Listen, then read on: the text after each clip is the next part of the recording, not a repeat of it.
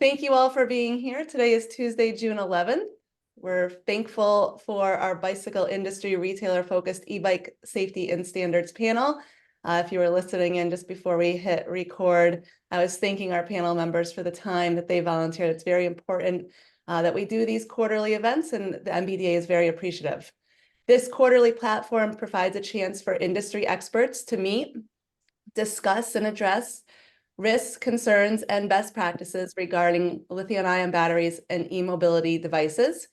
And we cover topics that relate to safety, standards, and compliance.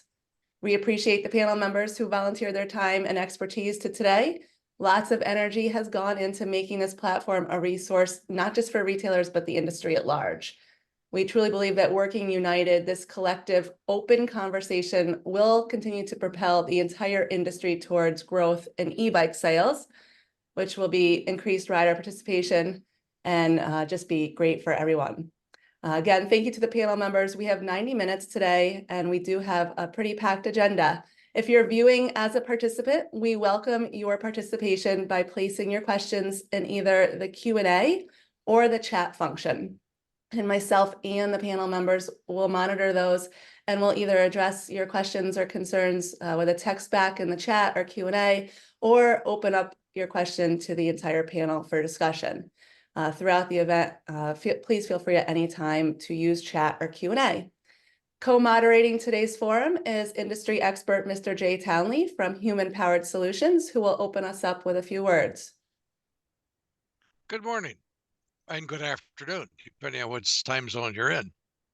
As you know, the purpose of this bicycle industry e-bike safety and standards panel is to create a safe and a positive environment for our industry to become proactive relative to the whole situation with e-bikes, and also the opportunity that this has created by the growth of micromobility and the use of lithium-ion batteries for powering propulsion systems, and to review and update proposed action items every quarter. The action items obviously come from the group as we go through the questions. The format, which is open to suggestions and change, is constructed so everyone who wishes to will be given the opportunity to share thoughts, particularly this format for this particular session. And we welcome your ideas. We're looking for your suggestions. We also want to be sure that you're aware of the allotted time, but that's Heather's job to moderate for us to make sure she keeps us within the time frame. And in turn, we want to be sure that each of you gets to present without interruption. Everyone else, those of us as observers, we are asked to be respectful and also non-judgmental. And direct any comments you've got to the question of or the issue at hand. Please, let's not direct any of our comments to the individual participants or the presenters. All discussions, as you're aware, will be both summarized at the end, and also there will be proactive and constructive action items recommended that we will summarize from each of the presentations by the groups. Now, this panel session will also be recorded, so participants and listeners can review the questions, the discussions, the suggestions, and the summary, and the resulting proposed proactive and constructive action items. So remember, you can look at the recording if you want to double check anything that is in the summaries or anything that we put into the wrap up of the session. So, somebody jump on? No, Jay, I think you're okay. Okay, back to you, Heather. All right, thank you, Jay. So yeah, as Jay said, at any time we welcome our panel members who indicated prior that they wanted to speak, or maybe something comes about in the conversation and you wish to speak, to just be included in the conversation. And just, yeah. So today we have 4 exploration topics, and how this will progress is I will read the first topic question. Our panel members who have volunteered to speak on the items will talk, and then anybody else has an opportunity to chime in should they like to. Our topics came from Alicia Savage, who is the NBDA Advocacy Director, reaching out to our retailers and panel members and industry at large. So these topics have been topics that were brought to us, and we simply selected 4 for this conversation today. So without further ado, topic 1 is protecting against unsafe batteries and involves technological safeguards in certified devices. This question was submitted by Dawn Miller, Senior Advisor of New York City's Chief Climate Officer. A little bit more on this topic. The question further says, are there technological safeguards in place on certified devices to prevent use of unsafe batteries? For example, proprietary connections so batteries from alternative brands don't connect, or sensors that would monitor battery health. Now, I had no panel members who wanted to jump in on this when we did our solicitation, but any experts on the call, do you know if there is any safeguards that exist, or would anyone like to comment on this? Heather, it's Larry Peasy. I'd be happy to say a couple words that come to mind. With a long history in the space, long before there were complete systems available, we learned through experience that speccing product with complete systems from companies like Shimano or Bosch or many others that offered complete systems that had proprietary connectors to the charger and battery pack really provided a level of safeguard that we found incredibly valuable as e-bikes began to scale in the United States. And with that, I'd open it up for anybody else that would like to comment. Thanks, Larry. Anyone else have thoughts on this? I would agree with Larry. First of all, it's so good to see so many of you that I know and haven't seen in a while. I agree with Larry. Systems manufacturers typically have proprietary connections to prevent Specialized from using Trax or Trax Specialized or many others. We do have a problem when the aftermarket products are introduced to the market where these aftermarket replacement batteries are subpar. The first step would be actually to have the batteries and the system certified. Of course, you expected that to hear from me, but that will be the first step, and that will prevent at least counterfeiting portion of the batteries. But aftermarket batteries are the one that create significant problem in uncertified batteries.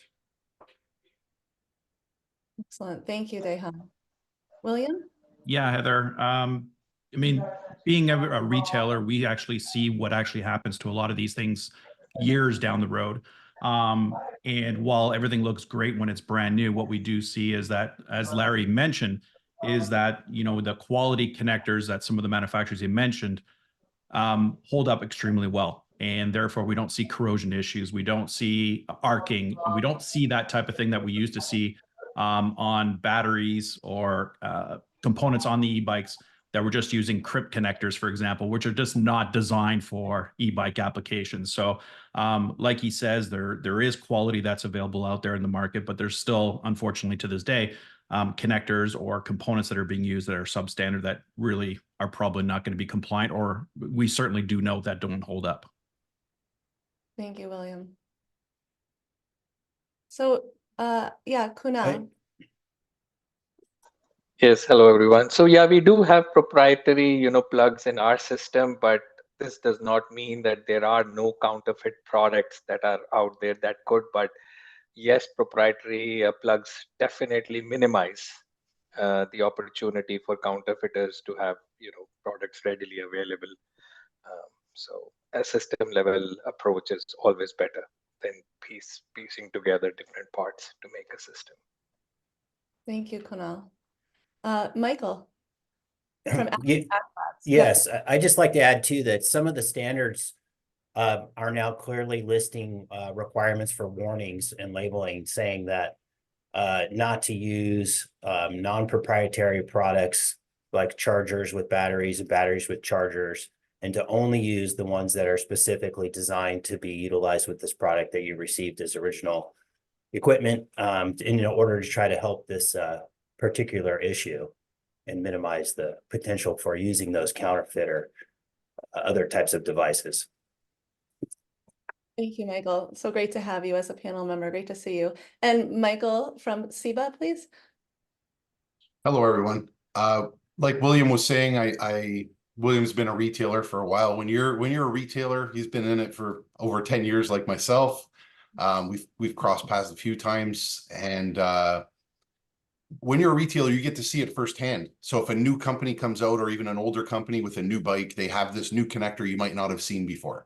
So they are constantly changing, and there are different types. And there's the systems like Bosch that have a proprietary, and like Kunal said, you're going to get knockoffs regardless of what connector you have. And that's where you get into an unsafe situation. Now, definitely there are connectors that are better than others, and less prone to failure for sure. But there is no standardized connector in our industry. It's not like, car charging where you can pull up to your car charger and it works in your car, and there's a lot of standardization there. It's pretty fragmented in that sense. And there's definitely a large spectrum of connectors that are from good to bad. So that's something I don't know how we would make standardized. And it would be ideal if we could. Thank you, Michael. Yeah, Dawn, I'm glad your hand is up, because I was hopeful you would give us just a little bit more clarification behind your question here. Yeah, I mean, I think the panel seems to have gotten the gist, to provide a little more context. We're thinking about, in particular, professional riders who are delivering food. We have, tens of thousands of them in the city, and we're thinking about kind of ways we can, enlist the companies that dispatch these drivers to and have kind of equipment standards in place over time. And, there's, we're kind of well versed in the value of certified equipment and batteries, but, what our question is getting at is, well, what if somebody, the app did check that they have a certified bike? Are there ways to basically make it less likely that they'll be swapping in uncertified or subpar batteries? And so I think that's the spirit of the question. And it sounds like, if I'm understanding what folks have said, there are like the plugs themselves that are physically kind of bespoke to certain brands. But they can be counterfeited, so it's not necessarily like the technology itself, like talking to each other, like ensuring sort of a match, but it's more like a physical match that can kind of so I guess I want to make sure I'm understanding. It sounds like it's helpful if it's a battery or a system where there's proprietary, but I want to understand like what are the linkages and how like hard or soft are they? And it sounds like maybe people have some answers, so I'll stop talking. Thanks, Dawn. And Larry, I saw you unmute first. So Larry, do you want to jump in? Sure. Thank you, Dawn. I think, you hit the nail on the head with the question, because the biggest problem that we're having are, in fact, delivery workers in crowded urban areas that have, low-end product to begin with. Typically, these are bikes that are put together with, components that are sourced from different suppliers. And then in all likelihood, they may have 3 or 4 batteries, in charging in different places around the metropolis, so that they can complete their day's work. And, I think the key in solving this problem for that community is to ensure that only certified batteries make it into the stream of commerce. I hate to, continue to bang this drum, but this is a de minimis problem because the least expensive source for a lithium-ion battery pack is on the marketplace platforms.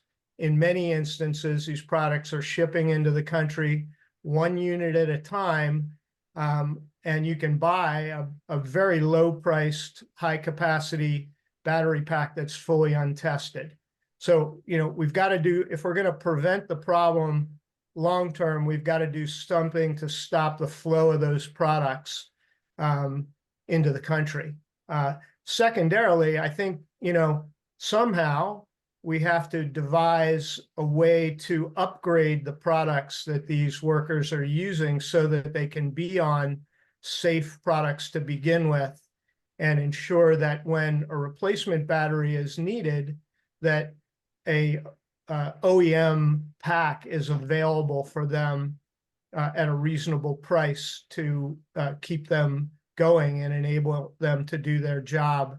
Many of these, these delivery workers can put on 100 miles a day, which, especially on throttle only, can consume a lot of battery capacity. Thank you, Larry. Kunal, thank you. Yeah, hi. I think Dawn mentioned that it would be nice if it is recognizable when charging that the batteries or the system is certified. Now, certified, I've been dealing with this interpretation. Everybody has a different interpretation of what is certified, what is tested. And I don't get the same answers when I speak to different people. What do you mean a battery is certified? What do you mean a battery is tested? So there's a whole, to me, a certified battery is a battery that is certified completely, meeting not just the testing requirements, but meeting every single applicable clause of the standard that applies to it. And that certification comes from companies like, whether they are Intertek, CSA, SGS, UL, all these different types of third-party labs. They can certify, but some people explain to me certified means tested to them, which basically means nothing to me, because tested is you test a particular model in time and it passes a certain tests, and later on somebody changes a material, a design, a product, but nobody is looking and checking at them. So to me, that is also a very important question, that what is the understanding? What is a certified product? Do you mean a tested product, or do you really mean a certified product? So that question also needs to be answered. Such an important point you bring up. William, I see your hand up too. Yeah, a little bit of a different perspective as well. I mean, everything, the comments that were said by the previous speakers, I mean, it's 100% true. It's really what's happening. The good news is that we've been through the low cost type of products many, many years ago, because that was all that was available in the marketplace. I mean, many of the manufacturers that are on here, we didn't have the knowledge like we do today. And what we did notice back then is the low quality stuff was easy to access, easy to manipulate. So the consumer can get in, open these batteries up, get easy access, change cells, and a lot of DIYers as well. We just have to go to some of the forums. We see what they do. And, everybody has a YouTube video on how to replace a battery. And I shrug, because it's like, no, don't do that, because this is incredibly dangerous what you're doing. The good news is that the quality stuff that we're seeing out from the major manufacturers is they are making it very difficult to manipulate the products, to get in there and to access and to change stuff or modify it or make it stronger, changing cells out. So in the past, we would see a lot of consumers coming into our retail store and asking if we could rebuild batteries, or they've rebuilt it themselves and having problems. Ever since we started bringing the quality products in that are a lot more difficult to open with safety screws and sealants on the casings and stuff, they're very, very hard to open up and get access to it. So I think from a manufacturing standpoint, some of the manufacturers out there make it very difficult, which is a good design, which prevents tampering or rebuilding, and hence maintaining that level of certification. The majority of customers that are buying the premium products now, they're simply just buying original equipment replacement parts. We don't see them asking us to rebuild it. They just want an original replacement part. Unfortunately, the low cost stuff coming into the marketplace, everybody's trying to save a dollar, and every dollar matters. And unfortunately, in that category, we do see people wanting to manipulate those products. But the good news is quality products don't seem to be getting manipulated or trying to be rebuilt or changing connectors or buying non-compliant chargers, like third-party chargers off of some of the big online retailers at a deep discount. We don't see that. Well, I I'm feel like- glad, William. I'm sorry, Heather. I'm glad, William, that you're not seeing that. Most, or I should say, all certified batteries, and Kunal can confirm, and with his vast experience with Intertech, previously to Bosch, and Michael Baker from ACLab, he confirmed all certified batteries have one provision in it that says no serviceable parts inside. So if anybody's opening a battery, and William, thank you for pointing out the thousands of YouTube videos, particularly a couple of them in New York City, showing how to build or rebuild batteries with hundreds of batteries behind them, battery packs behind them. If you think that makes you cringe, imagine what it does to me. Being involved with this, I mean, it is scary. What people are posting and teaching non-qualified people to do. But light electric vehicle batteries do not have any serviceable parts inside. And yes, as the industry has grown, certification numbers have grown, at least, through UL, and I can check our competitors through their databases. Certification numbers have grown, and we have better and better batteries on the market every day that are harder to counterfeit. Their selection of components, as you know, standard requires their connectors to meet minimum requirements. And let's be honest, when we say this, standard sets the minimum requirements for compliance. It doesn't stop innovation. It doesn't stop progress. Each battery manufacturer can go above and beyond what a standard requires to distinguish themselves from their competitors. That doesn't just mean for batteries, it means for everything from the e-bike system, e-bikes, refrigerators, microwaves. Standard sets the minimum requirements. It doesn't hinder any progress and or innovation or advancement in technology. They're technology independent. So it does require, each standard specifies the connectors, so does the UL 2271 for batteries. Light electric vehicle batteries specify types of connectors to prevent arcing down the line from multiple usage. The evaluation for hard disconnects, for example, because most of the times on a cheaper bikes where there's no handshake, as Dawn mentioned, there is that current interruption, immediate current interruption when the products are plugged in or unplugged. So those are connectors that are being evaluated for that, to prevent down the line problems. Thank you, Dayan. Peter, I see your hand up too. Thank you. Am I coming through okay? Yeah, we can hear you. Yes, perfect. Okay, just making sure. I don't use this interface enough to be an expert at it.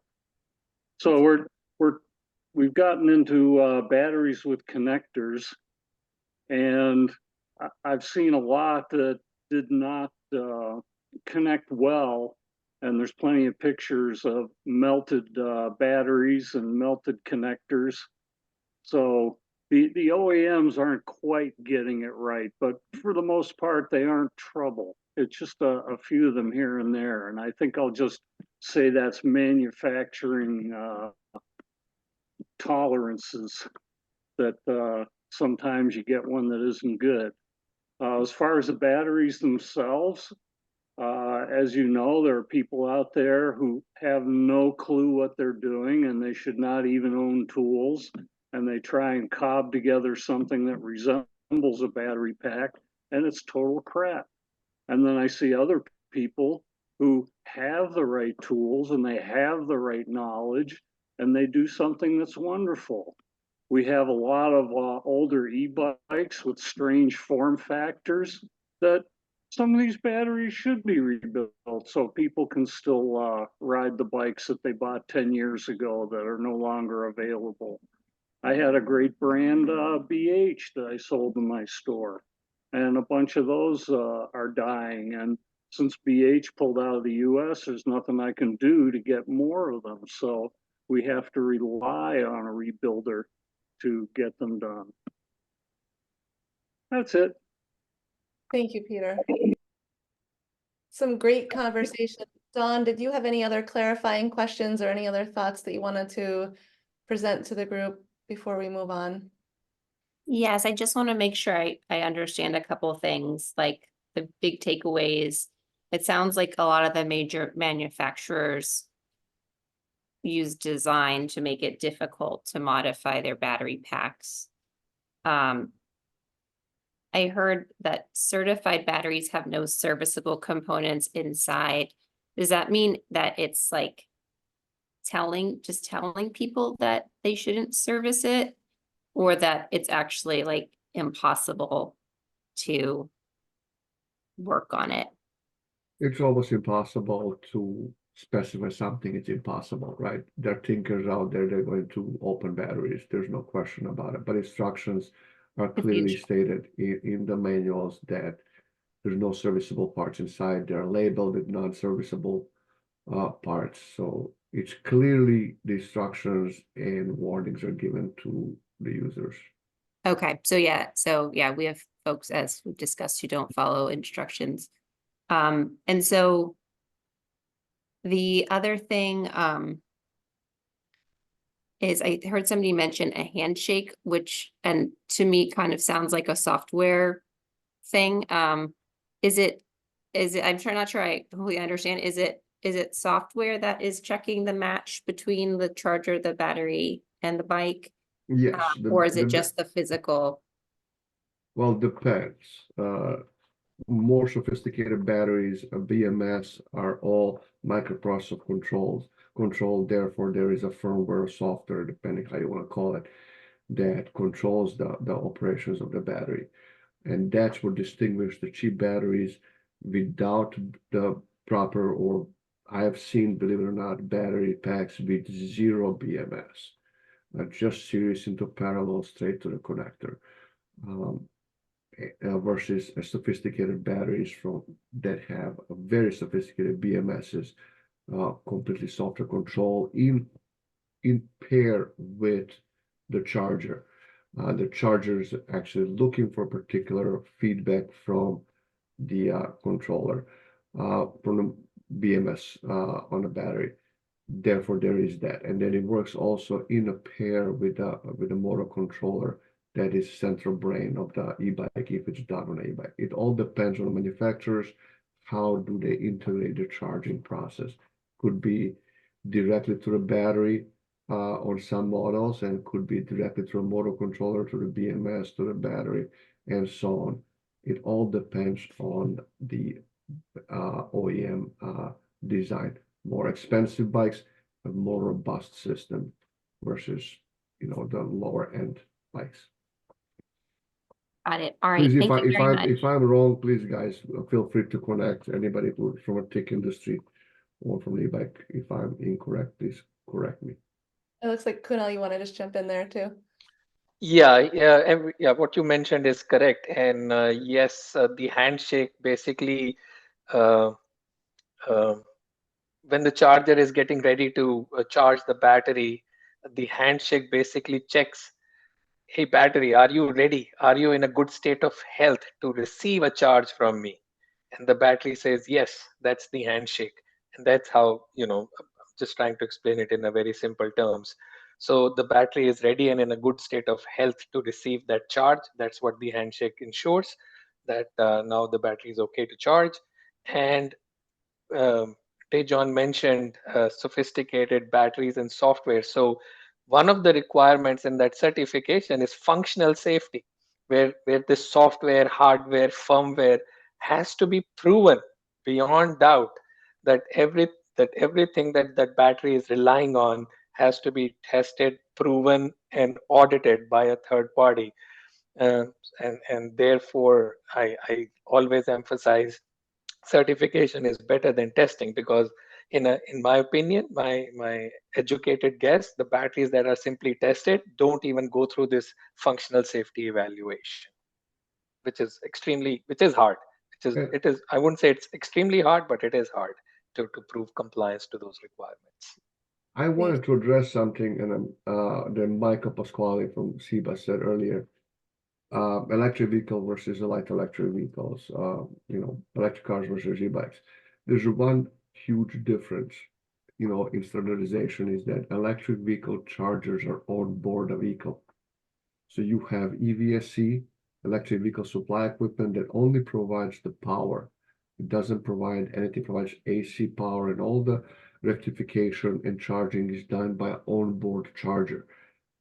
Obviously, on the light electric vehicles, that's not the case. You have a charger or a power adapter that's separate from the bike and is going directly. All the rectification is done there, and the current that's flowing into the bike is done on the bike. So they're two separate. So it's really hard to actually bring similarity. Yes, they're light electric vehicle versus electric vehicle, but it's a really huge difference in the architecture of the two, of the charging circuits.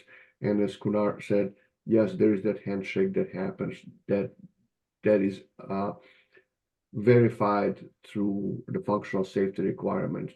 And to be fair, when functional safety was introduced to the light electric vehicles, particularly to the new industry where the functional safety was a big unknown. Now that we have more electric vehicle manufacturers going to the LEV segments, every time we talk about functional safety, they're like, yep, we know about it. We did it. We're doing it for like 10, 15, 20 years now. And it's becoming a no issue certification or evaluation for the software hardware reliability under the functional safety. So thank you, Kunal, for bringing functional safety to the conversation. That was very important. Thanks. This is a great conversation. I thank the panel members and Dawn for this topic as a suggested topic that we explore. It seems like there's a lot here. I am going to keep us on time, so I'm going to move us to our second topic, but I do appreciate the panel and all your unique viewpoints and expertise on that one. So moving forward, our second topic today came from Luke Elrath. He's a bicycle and bicycling technical consultant for AFI Forensic. And the topic is enhancing road safety for e-bike riders, overcoming some of the challenges of modern e-bikes. The question is, how can we keep e-bike riders safe on the road, considering the risk of pitch over due to weight, speed, and braking power of modern e-bikes? And then it goes into asking what additional best practices should retailers adopt to educate the new riders on these challenges? I'm actually going to ask Luke, who gave us this question, to speak first on this, and then we'll welcome some other panel members to join. Luke? Thank you so much for that. Just as a brief background as to what I do and how I got here, I have a degree in engineering, and I was in the engineering field for several years before I became a product manager in the bike industry, first at Advanced Sports and then at Trek Bicycle. So I designed, among other things, electric bicycles, bike share bikes, and some children's bikes. So I have experience in the sourcing and specification of these products. For the last 12 years, I've been a bicycle crash investigator. So I bring my experience in the bicycle industry and as a rider to civil litigation cases in which someone is hurt in some way by using a bicycle or an e-bike. And as a bicycle crash investigator, I'm called on frequently to look into the circumstances of bicycle and e-bike incidents. And I notice trends. I have attorneys who call me for similar circumstances that happen again and again.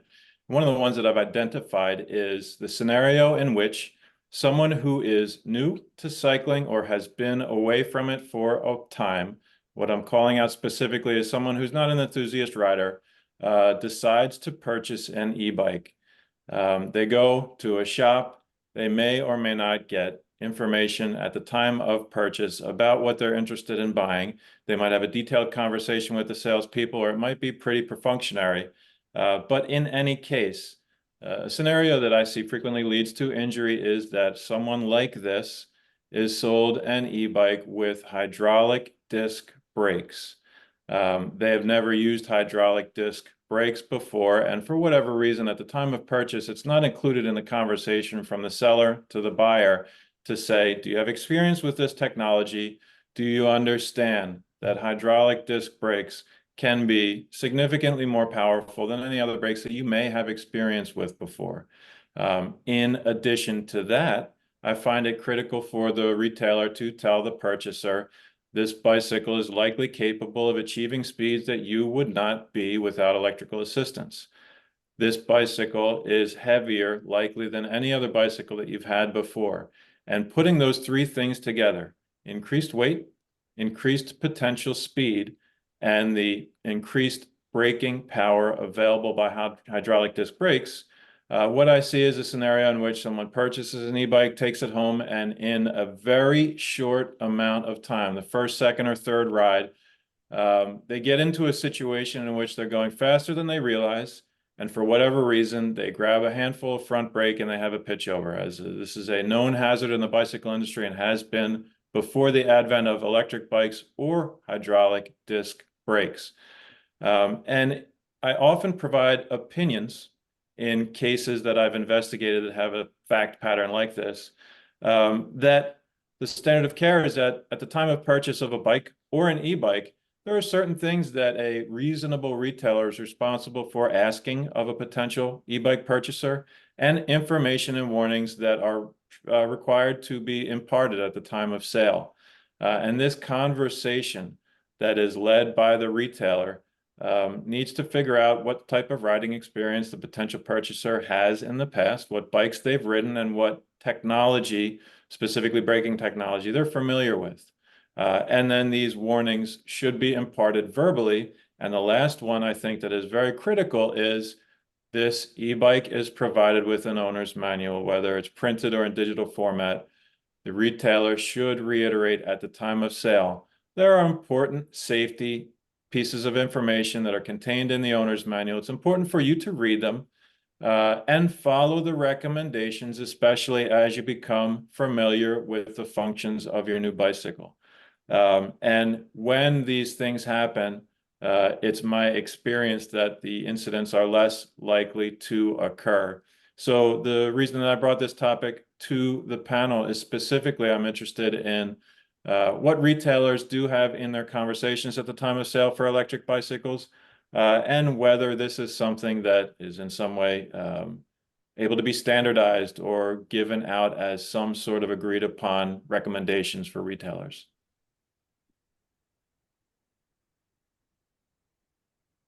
Sorry. Thank you so much, Luke. And we have a couple more speakers, but before we do that, let's have some conversation here because I think that this is a great question. Larry, I saw your hand come up.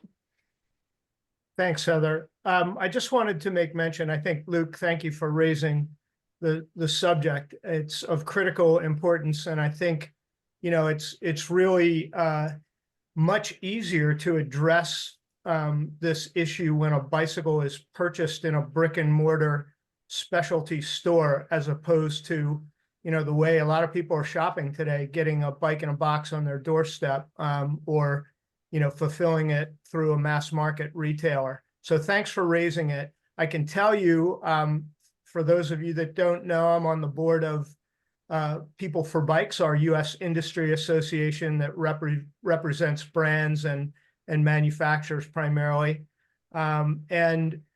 In this past year, we've created a new adult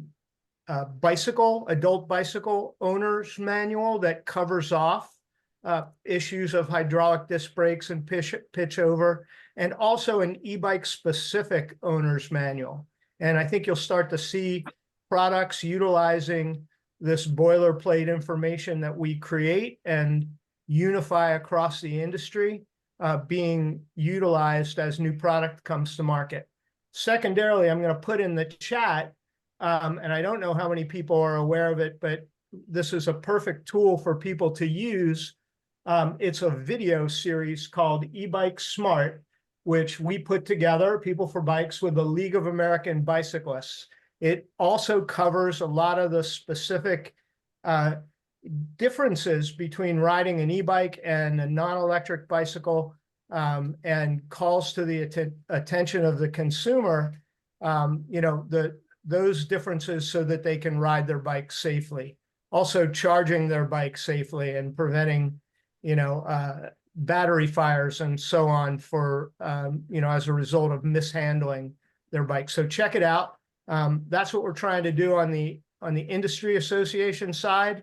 And there's a lot more content coming that we're working on. Obviously, this stuff takes time and a lot of resources to fund and put together, but something that we realize is critically important at this juncture as e-bikes continue to proliferate. Excellent. Thank you, Larry. And I did do the e-bike smart, and I loved going through the process, and I think it's a great resource. So I would highly suggest everyone does it who's on the call today, and definitely share that. Michael, I saw your hand up too. I think Larry hit the nail on the head. It's different when you're visiting a brick and mortar versus purchasing online or another outlet. At the Canadian E-Bike Association, we have our code of ethics, and one of the code of ethics is that we require you to take any customer that purchases a new bike and familiarize them with the bike. Recommend a safe space, or if you have a shop that has ample room, you don't just hand them the keys and say, have a great day. You would take them outside, show them all the functionality of the e-bike, have them go for a ride in front of you, give them some pointers. A lot of people have never driven anything with a throttle before, let alone an e-bike. So they don't understand that when you hit that throttle, it's going to move quickly. When they're transitioning from a bicycle to an e-bike, it might be a little bit easier when they're pedaling, but if they've never driven anything with a throttle before, their first time out is going to be, challenging when they purchase a bike online and don't get those tips and pointers from a brick and mortar shop. In Ontario, where I am in Canada, we have electric motorcycles that don't need a license or insurance, and electric Vespa styles as well as e-bikes. So those present a bigger challenge because it's like riding a motorcycle. But e-bikes definitely do. You will get a very different experience purchasing a bike online versus going to a reputable brick and mortar shop, which we recommend, because you're going to get all that information from those shops. The best practices on handling and charging lithium batteries and storing them is, we wrote the best practices. They're on our website at the Canadian E-Bike Association. So you can hand that to consumers. I know there's a lot of resources with people for e-bikes as well. But yeah, Larry hit the nail on the head. When you go to a brick and mortar, you're not going to get, and even when you're purchasing a bicycle, you're not going to get the same experience purchasing online. You're going to talk to somebody that's been doing it for a long time, that has a lot of experience with first-time riders, and give you the pointers that you need. You want to have the consumer have a great and safe experience when they're riding their e-bike. Even before they run into traffic, you can tell them, when you get home, go to an empty parking lot and get comfortable before you jump in traffic with an e-bike. So that's another pointer for anybody that's listening. Thank you, Michael. I do see one of our attendees, retailer, has her hand up. Kate, would you like to comment as well? Sure. Hi, and thank you so much for doing this whole presentation.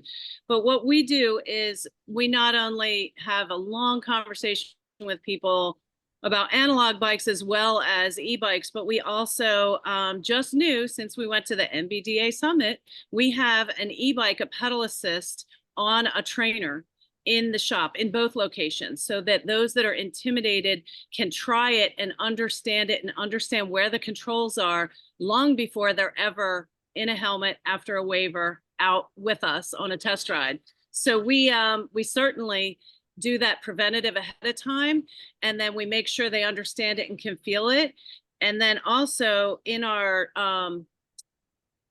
closing process, when someone is making a purchase, we have a walkthrough of the bike, and we have a little image that we have of a bicycle, and we'll circle like the brakes, and whether it's quick release or through axle. We also circle where to lock your bike.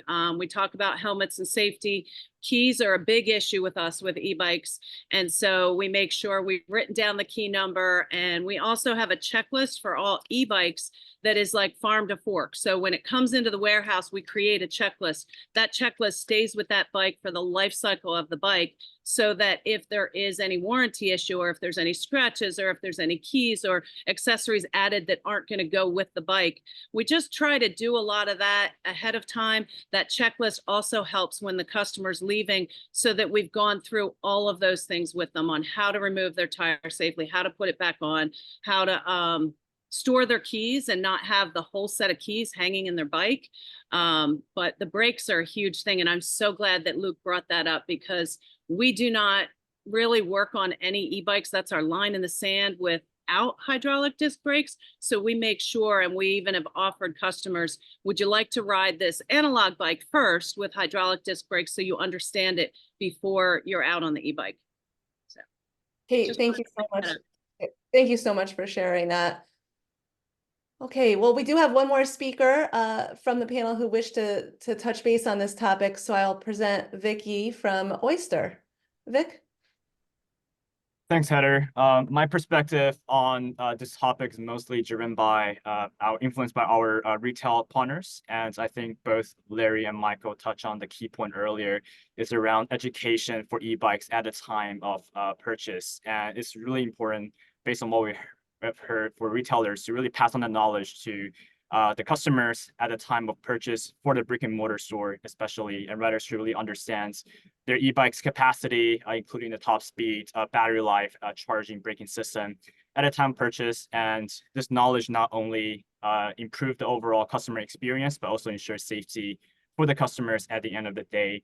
And I think this point was also brought up earlier. Test rides have also become increasingly popular among the retail partners that we work with, and it's generally recommended among the network. And secondly is to ensure safety gear and protection are being purchased by the customers. E-bike riders should always wear helmets and protective gear to really reduce the risk of potential injury at the time of collision or accidents. And additionally, accessories such as lights when riding bikes at night is also important for really the retailers to pass on this information to the customers. And the second topic, the second category is around encouraging good riding behavior.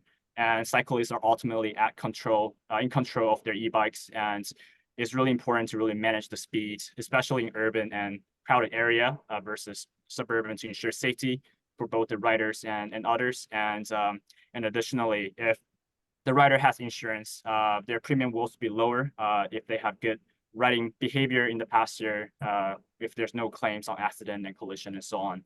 And I think that the last point to make is just around navigation. Research has shown that if the rider understands the path that they're riding, taking on the good path, the safe routes versus the dangerous route, it also significantly reduces the risk that can potentially involve. So installing a bike-friendly GPS navigator and understanding the path that they're going around a city could also be very critical information to pass on. So these are generally what we've heard from the partners we work with. Thank you so much, Vic. William, anything to add here as a retailer? Sorry to put you on the spot like that, but I was debating whether to raise my hand and take up people's time, but yeah, no, absolutely. There's been some awesome feedback on it, and I can see the issues happening with hydraulic disc brakes and just e-bikes in general. And I think, I'm going to even back up with just bicycles in general.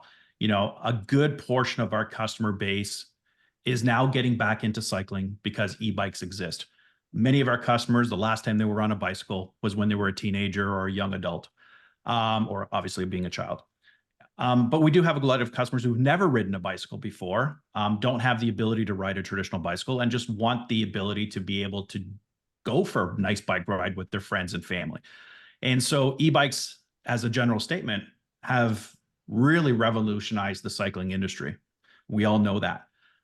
In terms of safety, I think exactly what we have to do, it's the walkthrough with the customer. It's the if you're going out for a test drive, cover the basic safety tips. I think most retailers who are reputable will give at least a general overview on how to operate a bicycle, where the front brake is, where the rear brake is, how to brake, and how to change gears, this type of thing. Now, with an e-bike, there's a wide variety of e-bikes out there in the market. We know that. There's some that are compliant, there's some are not. And when I say compliant, I'm not talking about the safety, I'm talking about the speed regulations of it, right? So you have some really high speed e-bikes out there. They're essentially a motorcycle, right? I mean, these things take off. I mean, you better know what you're doing when you ride that. But the vast majority of people are buying traditional e-bikes that are not incredibly high speed. Yes, their speeds are higher than a traditional bicycle, But I think if you give them a basic overview of how the e-bike actually works, we have not had incidents of people falling off on a test drive. Where we do notice people getting into incidents, and yes, unfortunately, we do have a couple of people a year who come into our bike shop and saying, I've had an accident with my e-bike. Believe it or not, the number one thing is 2 hands are not on the handlebar. It's water bottle and holding the steering. We've seen more people fall off their bicycle in our store due to having only 1 hand on the handlebar than actually having issues with brakes. Well, the braking is probably happening because they've only got 1 hand on the handlebar with a water bottle with hydraulic disc brakes. That's probably the issue. But it's all human error. It's common sense thing where they don't blame us for it. It's more, I really did something that I shouldn't have been doing. But yes, certainly an education is important, both in a test drive and certainly more importantly at the pickup time and that final walkthrough. Excellent, thank you. Jay, did you want to add a comment here, Jay Townley? Yes, thank you, Heather. Just very quickly, I just wanted to remind the group, because I know a number of people on the panel, including Larry, have commented to the United States Consumer Product Safety Commission. The commission put out an advance notice of rulemaking, and it goes specifically to the issues, Luke, that you raised. So in other words, I don't know how this affects the Canadian side, but for the US side, the US Consumer Product Safety Commission is in the process of developing that portion of a mandatory federal reg for e-bikes on the mechanical side. Now, there's an electrical piece of this that still has to be worked through. There's also a revision of the what's called the acoustic or the pedal only bikes. This is all in process. But NBDA submitted extensive comments. There were 52 questions that the commission asked that covered the full breadth of duty to warn and everything that you've covered, Luke, from the standpoint of asking from experts and the public to comment for the rulemaking process on all of these issues: owner's manuals, owner's manual content. As those of us that have dealt with the detail of this, the deadline for the submissions was, I believe, Heather, May 11th, May 14th, somewhere last month. And so the official period for comment is closed, but there were extensive comments submitted. I'm sure, again, Larry, that people for bikes commented. I know that that NBDA did on behalf of dealers. I'm sure there's some individuals that have commented here from the standpoint of companies. And just to make that point that there's more than just interest on the part of the industry and the associations. The U.S. federal government, the Consumer Product Safety Commission, is actively involved in developing a mandatory federal standard that will cover just exactly the things that Luke laid out. And by the way, that is, at this point, the timeline is comments on that toward the end of this year, and then a promulgation of a mandatory standard toward the end of 2025. Thank you, Jay, for bringing that up. Larry, did you wish to add something? I think Jay just covered it. So just for clarity's sake, if you missed the comment period, which I think ended on May 15th, the commission will issue a proposed rule on their timeline, and then there will be another public comment period on the proposed rule. So there is an opportunity to have your voice heard by the commission. And, after that, they'll evaluate the comments on the proposal and then publish a final rule. Thank you, Larry. Thank you all for your comments on this topic. Luke, this was a fantastic topic to bring forward to the panel, and I'm glad to see the retailers lending their comment as well. Luke, let's stay close and touch on this one, because I think this is something we can do to continue to work on. For time's sake and to keep us on agenda, I'm going to move over to topic 3 now. The e-bike conundrum: high demand, low margins. The question reads, why are e-bikes often on sale or closeout at poor margin if they are supposed to be the future of our industry? Big question. I'm very glad to have Peter Woolry, Managing Member, Bicycle Market Research, be our speaker number 1 on this. Peter, I'm looking forward to your insight. Yeah, thank you for having me again. I'm excited to chat about this. I just wanted to give some relatively high-level economic perspective of it. It's going to focus really on the pandemic and post-pandemic era, but as many retailers will be aware, margins were relatively compressed for e-bikes even before then. And it'll become apparent why that is, just as an emerging growth category within the bicycle market. So one of the fundamental concepts we need to think about, and I think people are talking more about it in the common discourse for the bicycle industry, is this idea of pulling forward sales. That when we had this big boom in 2020, there was sales that would have otherwise happened in 2021 and 2022 that were pulled forward. And now as we're starting to see discounting, we're doing that again, pulling forward sales from later in 24 and even into 25. But before we get too far ahead, I wanted to bring up some import statistics, which is a trailing indicator for demand, right? Where when demand is high, then suppliers respond to that by ordering more. Now, there isn't actually good complete data on either e-bike sales from across the industry, including direct to consumer and whatnot, and there's not good data direct from the government on imports of e-bikes. So what we can use are shipping manifests and parse those for indicators of shipments being electric bikes. And this is something that Ed Benjamin has been doing for years and likely has a much more sophisticated model than mine here, but I think this will serve the purposes for illustrating what we're after. So if we look initially here, you can see in the pre-pandemic years, there was strong growth. It was moving along a normal curve. And if we extrapolate that out and we say, okay, what would we expect out of this? That's where we would get more of that S curve that we've seen out of Europe, right? Where Germany and the Netherlands are much farther along into the maturity phase of this S curve. Europe overall is somewhere in the middle, maybe approaching some mature aspects. And then the US is closer to the mid or lower section of that curve. But what happened during the pandemic was a sudden jump in this demand, right? And again, this is imports, so it's a trailing indicator of that demand, but we all saw it firsthand. There was a whole bunch of interest, which is great. We brought a lot more people into biking and into enjoying electric bikes, which hopefully will accelerate things. The challenge is that some portion of those were from future years. And so we have this compression. And when we approached that time where we had taken buyers from, then all of a sudden we have this inventory that came up. And so we have the increased inventory on hand. This is not news to anyone on this call. We all know that there's a lot of inventory. But if we switch this over to a line graph and we see how this could play out, you can see a lull in import shipments as we digest what we have now and then have some stockouts resulting from it, which kind of pushes out some of those sales, and then we catch back up to that later on. Sales and how that curve will follow this will probably lead this curve a little bit in rebounding before imports. So again, that leads to those stockouts. The point of bringing all this up is to talk about how it affects our overall industry and the American e-bike market.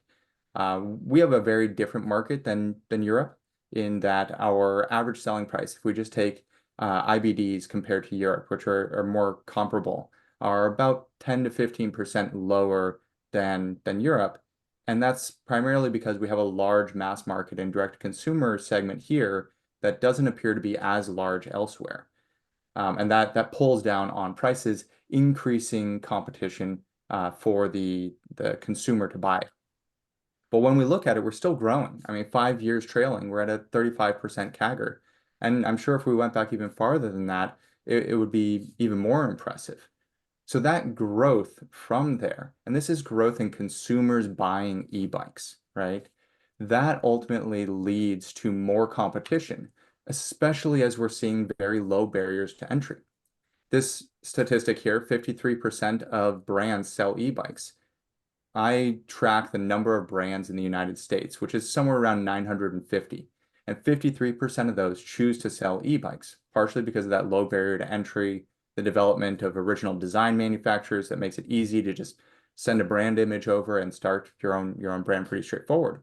But this becomes more stark when we consider that only about a third of brands sell mountain bikes and a third of brands sell road bikes. and even less, just a quarter of brands sell kids' bikes. So many more are competing in this e-bike space. So we have a lot of brand competition. We have a lot of consumer demand. What this ultimately leads to is competition for lower prices at the retail level. So right now the brands are competing for retail or for consumers, and so they're lowering prices to do that. And that leads to what we're seeing now is even more margin compression. So as the inventory became a bigger and bigger issue, then that price keeps getting compressed down. Now, right now, both brands and retailers are feeling that margin compression. And I think we're all getting pretty tight in that area. Hopefully, as we move farther along the S curve and things stabilize, and it's not so much growth for consumer demand, that we may see more competition for retailer floor space, and that will push things up in terms of the terms and margins that retailers are seeing out of it.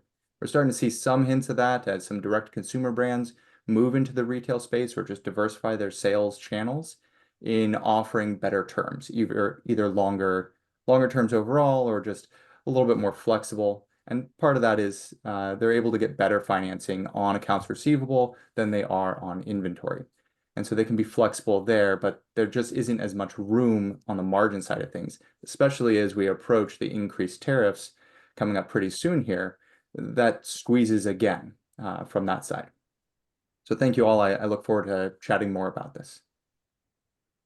Thank you, Peter. I love how you use data to always give us a great overview of what's happening and what we might expect to see happen in the future. We do have a second speaker on this topic, Richard Wittenberg, CEO of Truxus Mobility. Richard, would you like to touch base on this topic? Sure, I can make it pretty quick though, because I think the previous speaker did an excellent job and stole all the thunder. So I'm not sure how much more I can add here other than give you the guy sitting in the seat of sitting on both sides of this, being the CEO from a company that is based on Chinese manufacturing and who sits squarely on the fence of a bunch of competitors who sell direct to consumer and hire more established brands that are selling through the specialty retail channel, and how does that all work together? And the fundamentals are as outlined, and I'd only add one little piece to it. One is we can produce significantly more bikes than we can consume. It's been a historical issue since Jay and I worked together at Giant in 1997. Jay, I think. When you have that overcapacity, when you have a highly predatory environment within the established e-bike manufacturing network of grow market share at all cost, that the mentality of a lot of the manufacturers are, look, we've got to establish our beachhead in the United States. We've got to grab onto that, and we can't lose it. And we're going to do whatever we have to do in order to hold on to it. That leads to a very aggressive pricing strategy. And not unlike when the auto industry goes through, big changes with sourcing out of Korea, or even when we started importing Japanese cars. There was a governmental, I won't say edict, but there is this attitude and there's this concept within the investment community that this is the next big thing and we are going to be part of this next big thing. And that drives this continued overcapacity, oversupply, and pricing compression in the industry. So again, larger scale manufacturers, they have to make a decision. Do I make more money on fewer bikes, or do I make the volume play? And all of the factories, whether they're in China, whether they're in Cambodia, whether they're in Vietnam, or even whether they're in the United States, they're always facing this conundrum, right? How do I produce cost effectively? And you can look at this even to our earlier conversations about interchangeability of parts. The reason we're forced into commonality of interchangeable parts is to lower the cost of manufacturing. The minute you start making unique and brand specific, on a bike brand specific connectors and things like that, that drives your costs up. And the market is still, as we are selling on, we sell e-bikes right now on style to a certain extent, but how big's the motor? How big's the battery? That's the general consensus, especially in the direct-to-consumer space, right? The specialty retailer at least has the ability to talk through some of the nuances about how the bike functions and some other features, but it's this dumbing down of the specifics of what makes one bike better than the other that leads to price compression, because it's very hard to communicate subtlety and brand essence and value without a specialty retailer in the mix. But the direct to consumer element here is driving the consumer's thought process about what a bike should cost. And so, a consumer looks at his Facebook feed and sees, any one of a multiple number of bikes, and they look at, okay, how big is the battery and how big is the motor? Okay, so it's a 15 amp hour battery and it's a 500 watt motor. It should cost this because that's what just piped in my Facebook feed. And that is what fundamentally crushes the net margin for everybody on the retail end. So I would really kind of place it largely in the communication and having to sell on price, because we're using direct-to-consumer channels that's compressing the whole industry's margins. Thank you, Richard. Yeah, this question was actually brought to us by Mark Siafrone, owner of Pop's Bike Shop in New Jersey. So I don't see him on the call today, but I'm sure he'll watch the recording, and I appreciate the insight from Peter and from Richard. We could probably do a whole panel discussion just on that. But let's move on. We have one more topic for today. This topic is managing battery fires in a bike shop environment. Great topic. When we polled our membership back in 2021, we had 10% said that they had an incident in store. So really looking forward to the speakers on this. The topic further says, what safety measures should bike shops implement for battery management? Let's start with Ed Benjamin, Senior Managing Director, Leva. Thank you, Heather. Thank you, everybody. I've been learning a lot listening to these speakers. Please reassure me that my screen is showing properly, because I can't see it at the same time. It is, Ben. Yep. Right. Okay. So reality is that bad batteries, damaged batteries, batteries that have been poorly have issues are going to be brought to the bicycle shop. And we've had several tragic fires that started in a bicycle shop because of a bad fire. And so I think we need to take the attitude that we're going to start training bicycle shop staff and bicycle consumers about what do you do when that battery lights off. And one of the points that I think is worth making is that it's a lot worse than you think it is. If you've never been involved in one of these lithium battery fires, you probably don't understand how bad it can be. So I'm going to show you a couple of videos, and we're going to talk a little bit about how do you and your customers and the other people that share your building, how do you survive this? It's worth saying that modern advanced batteries are very safe. They're unlikely to catch fire. But we've had some good talk here about the wide variation in batteries and how aftermarket batteries and reconditioned batteries and El Cheapo batteries can be a problem. So let's take a look. There's some precautions that I would like to preface this whole thing with. Treat all batteries with caution. Hey, even your mobile phone. You remember when Samsung phones were catching on fire? That's also wicked dangerous. So treat all batteries with caution. Instruct your consumers and coworkers on correct charging. Use a system in the store to be sure that the right chargers are used. Have a charging rack that can be moved outdoors, or have other precautions such as the ones we're going to touch on.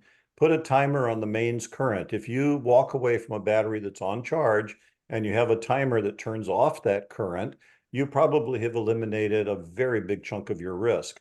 Have the appropriate firefighting equipment on hand. Instruct coworkers on what to do. And then perhaps the single most important thing you can do is practice an evacuation. And I'm going to show you why. Now, in this video, there's a very important moment that I want you to look for. The man sitting up on the couch here is going to look up because he's going to hear some hissing, and he's going to see some little tendrils of gray smoke. And that is his 30-second, maybe 1-minute warning that things are about to get exciting. If in your bike shop, you get this warning and your people are trained and you know exactly what to do and you've got the right stuff to do it with, you might be able to prevent what comes next.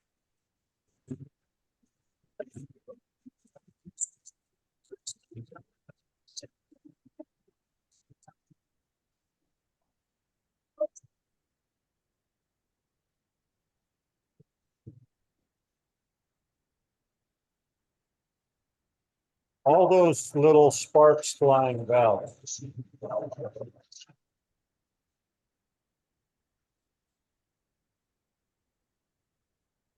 All those little sparks flying about are burning pieces of metal.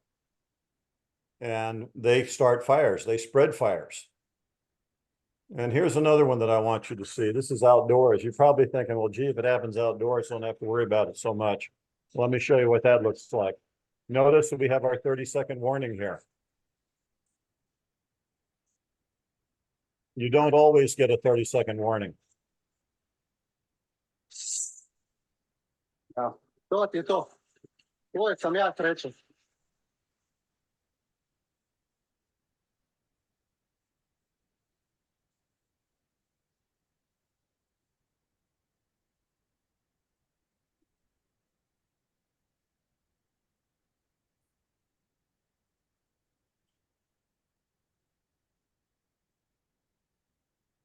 Evo ti sreće.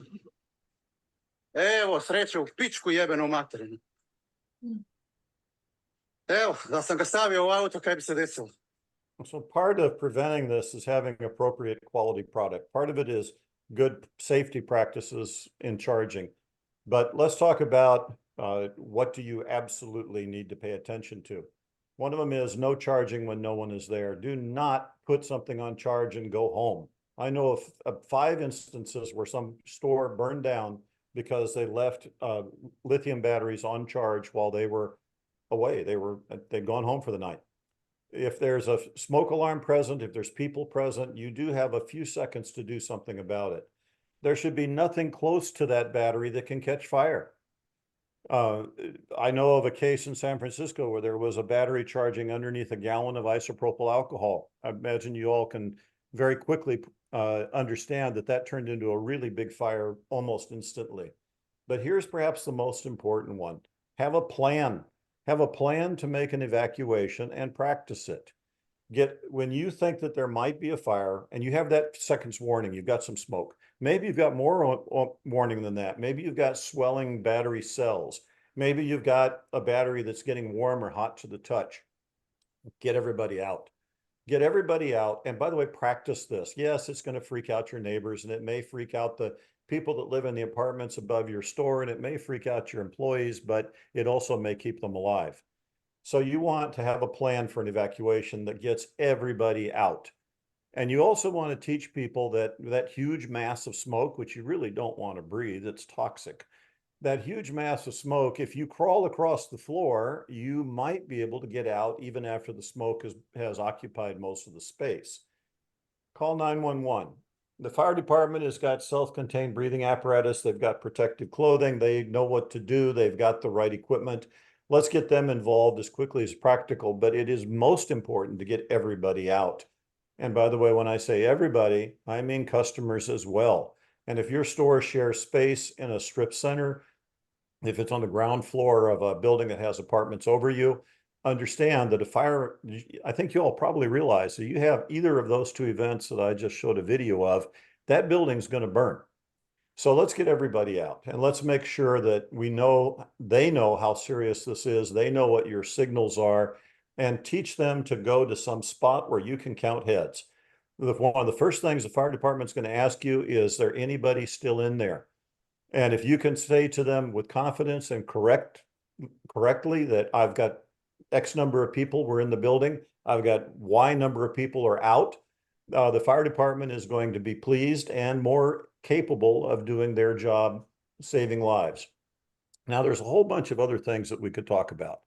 There's equipment like a timer that I just mentioned. There's smoke detectors that are in your charging area.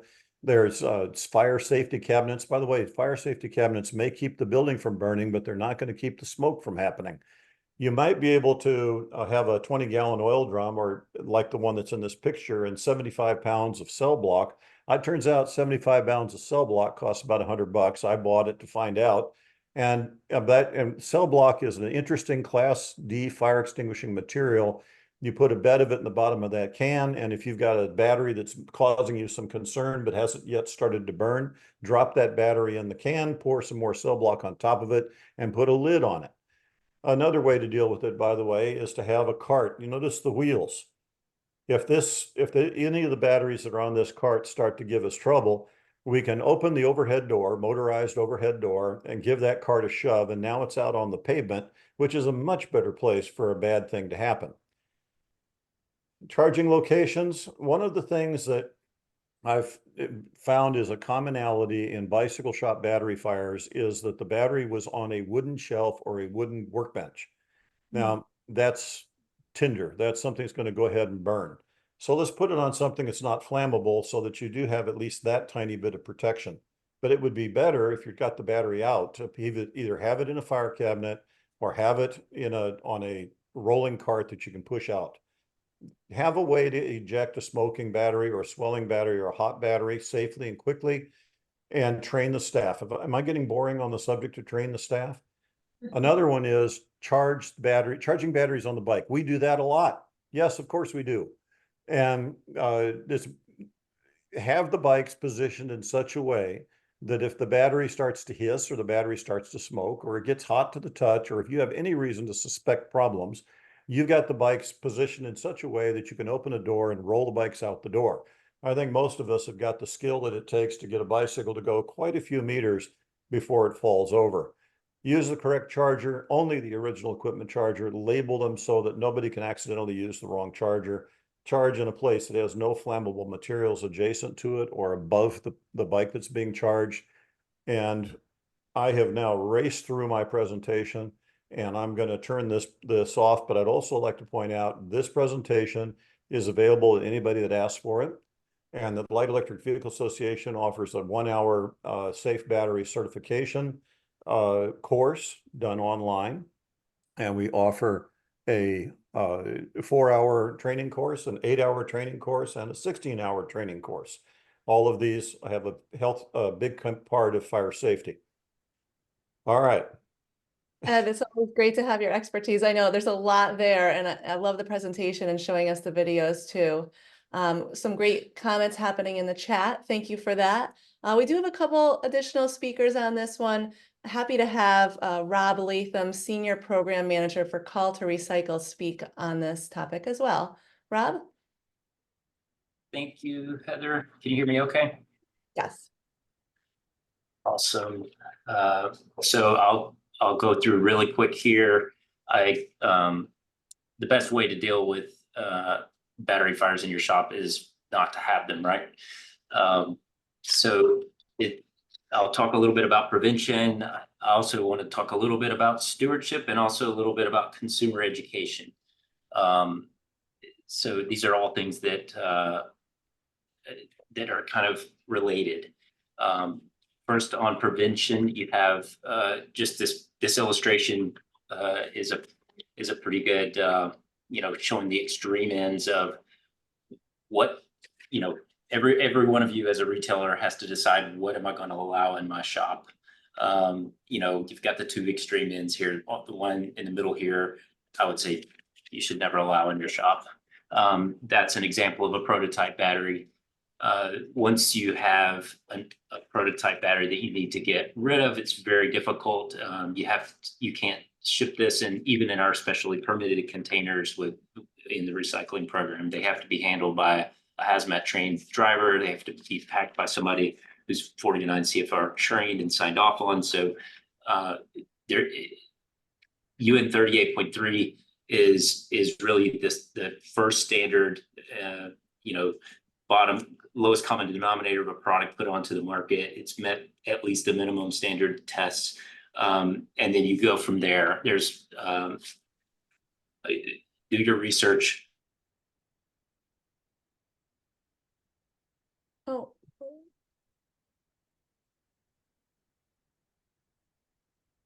It looks like Rob has frozen on us. We'll give him a minute to see if he unfreezes here. I don't know, Rob, if you can hear me, sometimes turning your video off is helpful. He's such a wealth of knowledge, and I know that we did put, I think Kunal put a link to their wall-mounted kit in our side.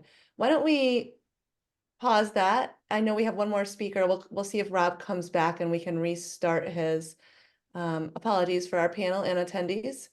We will jump over to Michael from SEBA, and then if Rob does get unfrozen, we can jump back into his presentation. Michael?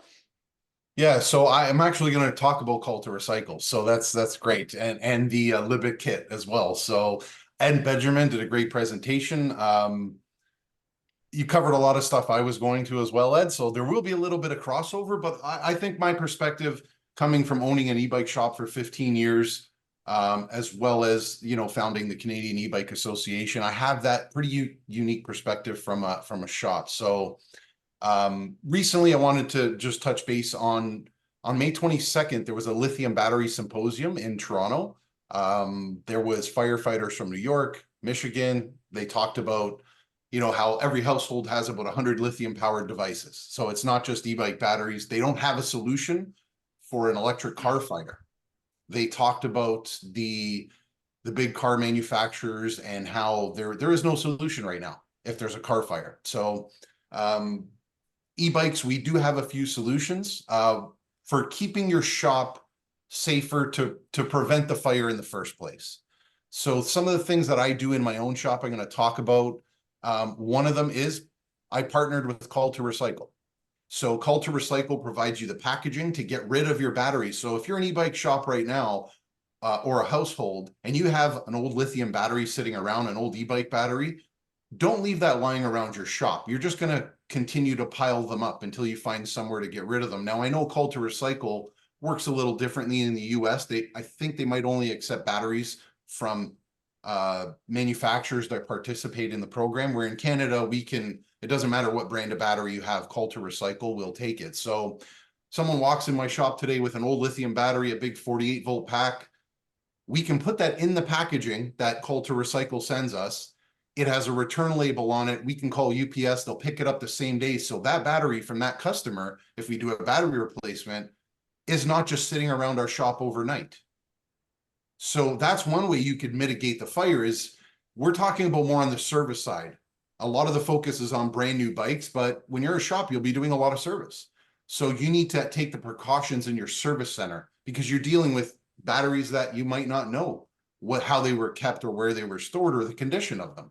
So that's where a big risk lies. Once all batteries are certified, you know, that'll minimize the risk in your showroom, but it's the service center that might be facing different batteries that you're not familiar with or different brands.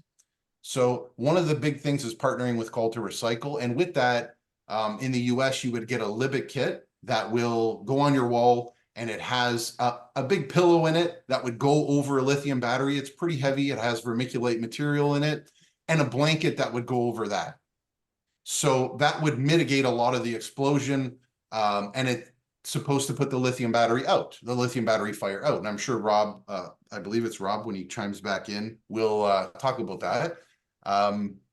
So we have that in our service center, right beside where we would be testing batteries or doing any work on batteries. Or if we have a questionable battery, what we actually do is we put the cell block material pillow over the battery before we do anything. So if there is an instance, it's already has that material on top of it. So you're minimizing your risk. Talking to your customers. We get a lot of calls every single day with, my bike doesn't work. Well, you got to ask the right questions to your customers. What brand do they have? Was it damaged? You know, is it making any noise? Is it acting funny? Is it charging properly? So those are big questions that you want to ask. What brand of bike? What brand of battery? When's the last time it was charged? You'll get a lot of people say, oh, I just bought this off Marketplace. I don't know anything about it. Do you really want a bike like that in your shop that they've never charged and they don't know anything about? So minimizing your risk of even bringing a 4N battery into your shop is one way to mitigate your fire risk. When did the problem start? So they might say, well, I dropped my battery and now it won't take a charge and nothing's happening with it. Well, that's potentially a very dangerous situation to be in. For northern dealers, you get, you know, your long winters, 6 months, 4 months of winter. People sometimes just throw their e-bike in a shed and it freezes and their battery freezes. And then when spring comes, they go to charge it and something's not right, or it's not charging properly. There could be safeguards in the battery that shut it down through the BMS, or if it's not that type of battery that has a good BMS system or a certified battery, it could be potentially dangerous. So you don't want to be the first person to charge that battery. And you have to, a big part of it is letting the consumer know and raising awareness for them that they could be in a potentially dangerous situation and, you know, not to charge that battery. Or if they're going to, do it outside in a safe place. Let me see here. You know, is the battery hissing or making noises like Ed Benjamin said? You have a limited amount of time. I've watched videos from New York and tons of videos where 8 seconds and that battery is exploding. Some take 2 hours. It all depends on the battery, right? But you have to be there. You can't leave batteries unattended, especially overnight. I mean, to consumers, there's a lot of information there. Actually, I had a link I was going to send to our website for the best practices. Is the bike modified? A lot of people are making and building their own e-bike. If something shows up at your door at your shop, do you want to work on something that has an unknown battery with wires hanging out all over it and they're just claiming it doesn't work? You got to be very, very choosy on what you want to take, and your insurance might limit that for you in the US on what bikes you can take. Myself, I am very cautious on which bikes we're taking in. We can service all makes and models of e-bike, and most of the time, the battery, we don't need the battery to diagnose the e-bike. So we're instantly taking the danger away. For your staff, they need to be able to recognize potentially dangerous batteries. So like Ed Benjamin said, there needs to be the proper training in place for them to have the ability. Most bicycle shops just brought e-bikes in. Their mechanics didn't sign up to be an e-bike technician, and they don't have any training whatsoever. So they do need training. You can't just, you know, if you had a warehouse, you can't just hand somebody the forklift keys and say, go ahead. They need to be properly trained. Michael, I appreciate your insights. I'm going to turn it back over to Rob here so we can Yep. keep adjourn on time. Lots of information. It's always a pleasure to have you on the panel. Rob, I see you were able to join back in.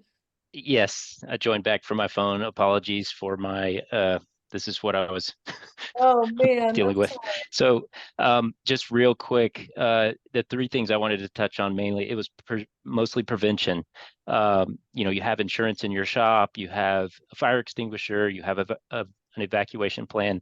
The Call to Recycle and the industry and People for Bikes, you know, worked together. There was a task force put together to create this recycling program as was just mentioned. And I know that it is different in Canada from the US. There are different laws in Canada.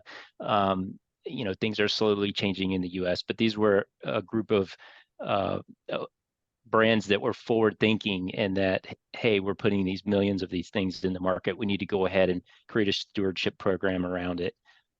As part of that, there are a lot of resources available to you as a shop. There's guidance online. Anyone, even non-participating, can access that guidance on our website. I'll drop a link in the chat here.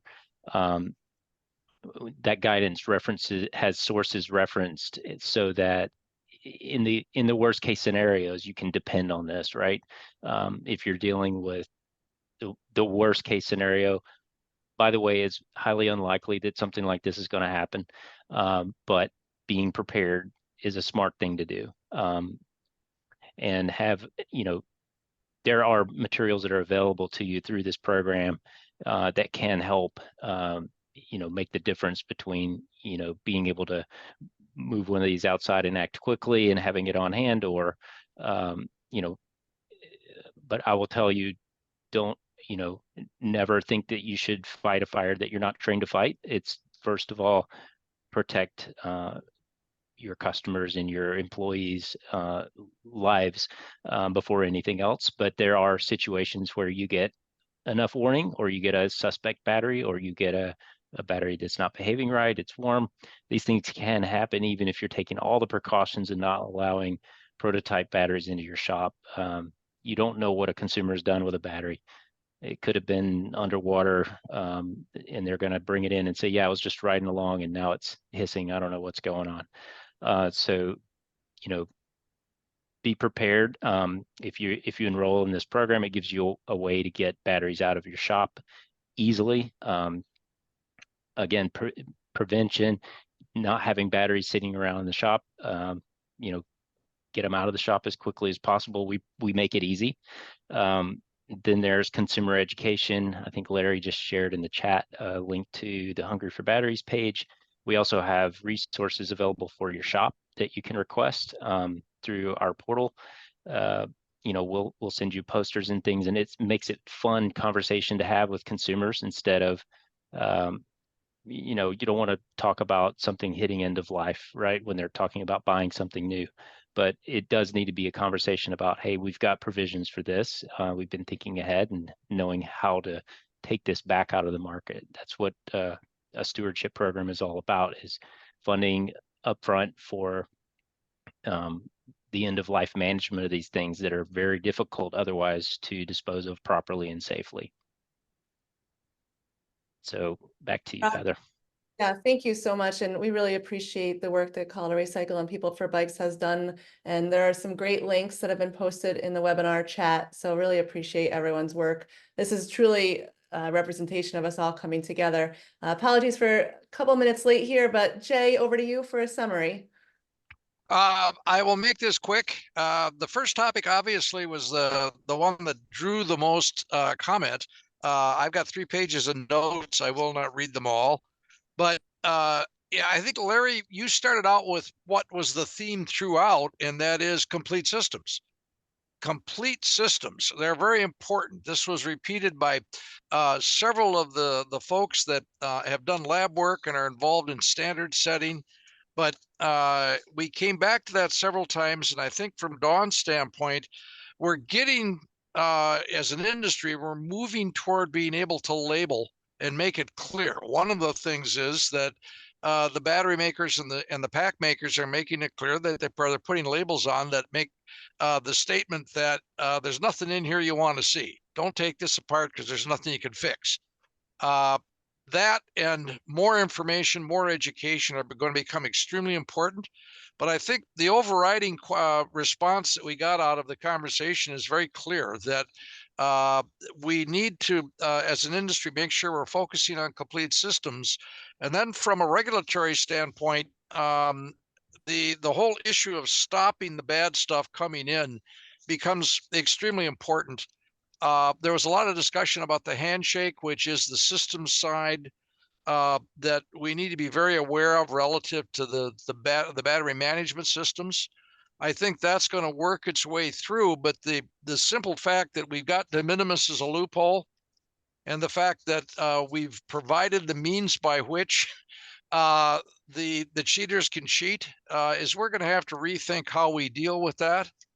And at least in the United States side of this, as Larry's well aware, there are several legislative initiatives that are seeking to stamp that out and make sure that's no longer an issue for us. So, Dawn, excellent subject. I hope we addressed the question for you from the standpoint of what you took away from this group, but also when we get the summary of this together, you check with Heather and make sure we're giving the right information there and that it's very complete at this point.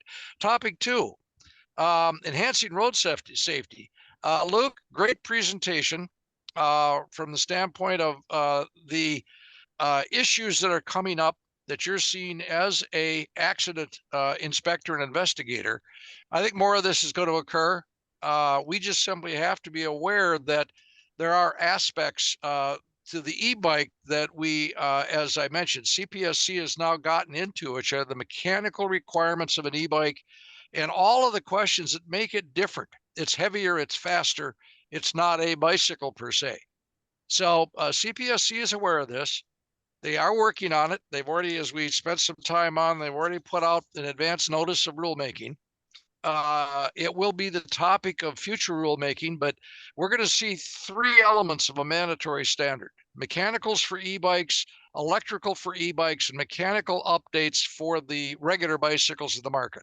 And this will be the complete standard that Larry summarized as being now timed to be available toward the end of 2025, but a chance for the public to look at and comment on a draft about the end of this year or the first part of next year.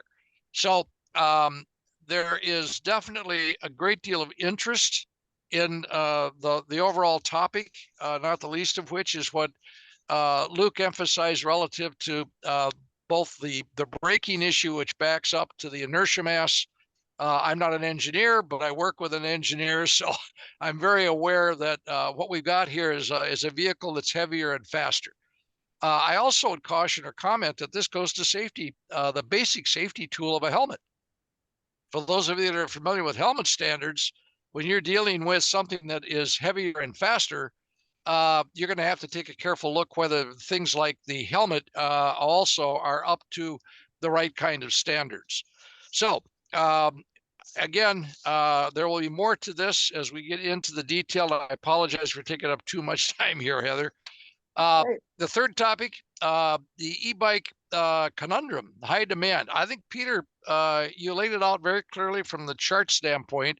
Richard, thank you for the summary. This boils down to pricing practices of the industry and the fact that we've got the D2C is out there setting a benchmark for consumers that are looking on the internet and pushing back into the retail side. We've got a situation where there are suppressed margins. You commented briefly on what's coming Friday of this week when the Section 301 punitives kick in at 25% ad valorem additional tariff on imports from China, including e-bikes. I think that's going to be an additional piece that we're going to have to add into the price suppression. There's no easy answer to that question, unfortunately. Topic 4, managing battery fires. I think the key here was, Ed, the videos were fantastic. I know that from Human Powered Solutions standpoint, we are adding videos into all our presentations now. The point of that is that there is good research information that UL has put out, and there is a brochure available. But that fire that started with the hissing will engulf a room in 20 seconds, which normally takes 3 to 4 minutes. So you get an idea that if that starts in a bike shop, if it starts in a home, the main thing you've got to have is, as Ed said, a plan. And you've got to be able to evacuate the premise. One last point to wrap up here that I want to be sure we emphasize, and I won't take the time to do it here, but please contact us. There's recent research, and Kunal, this is from the lab that you used to work for before you went to our friends at Bosch. There's good credible research now that shows that blankets are not effective. The research that again, there are videos you can look at. We can get them for you. We've shown them. A lithium-ion battery fire, when it cooks off, will burn through blankets.